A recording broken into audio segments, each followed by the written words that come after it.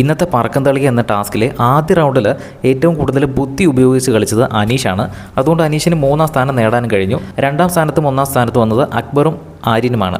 ഈ ഒരു ടാസ്കിൽ ഏറ്റവും കൂടുതൽ വിജയിക്കാൻ സാധ്യതയുള്ള അക്ബറാണ്. കാരണം ആ വീട്ടിലെ ഏറ്റവും കൂടുതൽ പൊക്കമുള്ള ആൾ അക്ബറാണ്.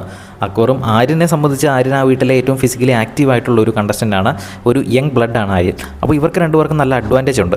അതുപോലെ തന്നെ സാബുമാനും ലക്ഷ്മിക്കും ഷാനവാസിനൊക്കെ നന്നായിട്ട് പെർഫോം ചെയ്യാൻ പറ്റും. കാരണം ഇവർക്കൊക്കെ നല്ല ഹൈറ്റ് ഉള്ള ആൾക്കാരാണ്. ഈ ഹൈറ്റ് ഉള്ളവർക്ക് ആദ്യം തന്നെ ആ ഒരു പന്തിലേക്ക് എത്താൻ സാധിക്കും. മുകളിൽ നിന്ന് പന്ത് വരുമ്പോൾ അവർ കൈ പൊക്കി കഴിഞ്ഞാൽ അവരുടെ കൈയായിരിക്കും ആദ്യം പന്തിലെത്തുന്നത്. അങ്ങനെ അവർക്ക് പന്ത് ആദ്യം തന്നെ കളക്ട് ചെയ്യാൻ പറ്റും. പക്ഷേ അനീഷാണ് അവിടെയും 3ാം സ്ഥാനത്ത് വന്നത്.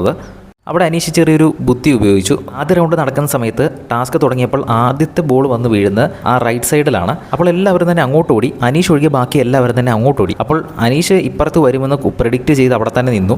അങ്ങനെ ഇപ്പുറ സൈഡിലേക്ക് പന്ത് വരുമ്പോൾ എല്ലാം അനീഷാണ് കളക്ട് ചെയ്തുകൊണ്ടിരുന്നത്. അപ്പർ സൈഡിലും ഇപ്പുറ സൈഡിലും രണ്ട് സൈഡിലുമായിട്ട് ഈക്വലി വന്നുകൊണ്ടിരിക്കുകയാണ്.